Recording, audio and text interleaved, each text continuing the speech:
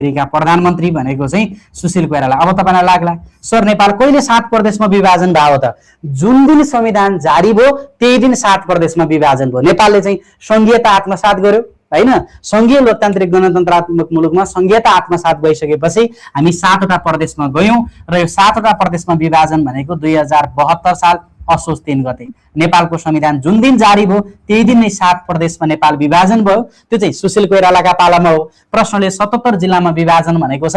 नेपाललाई 77 जिल्लामा विभाजन चाहिँ 74 साल भदौ 5 74-5-5 मा भएको हो। यो चाहिँ शेरबहादुर देउवाका पालामा, त्यति बेलाका तत्कालीन प्रधानमन्त्री शेरबहादुर देउवा। ल शेरबहादुर देउवा भनेका साथीहरुको चाहिँ मिलेको छ।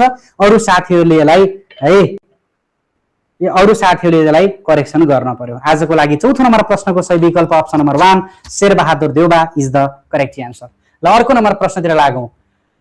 भौगोलिक विभाजन अन्तर्गत हेर्नुस् त नेपालको भौगोलिक अथवा धरातलीय आधारमा विभाजन भनेको चाहिँ 3 तहमा विभाजन गरिएको छ हैन।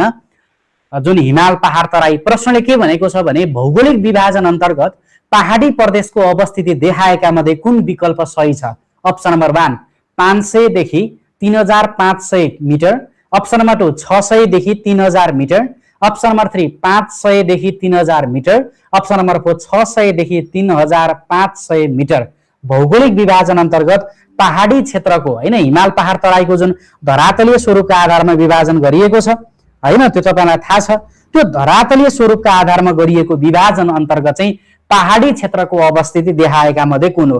अथवा नेपाललाई चाहिँ नेपालको भौगोलिक विभाजनको आधार भनेको धरातल हो अथवा चाहिँ उचाइका आधारमा विभाजन गरेको छ। यो भन्दा अगाडि गण्डकी पाँचौंले सोधिसकेको क्वेशन हो यो हैन। नेपालको चाहिँ धरातलीय आधारमा विभाजन भनेको चाहिँ उचाइका आधारमा भनेको यति मिटर उचाइदेखि यति मिटरसम्म भन्ने हो। अब यता के ध्यान दिनु पर्यो भने साथीहरुले नेपालको भौगोलिक विभाजन अथवा यसलाई चाहिँ धरातलीय आधारमा विभाजन भन्छ। राम्रोसँग बुझ्नुस् ल।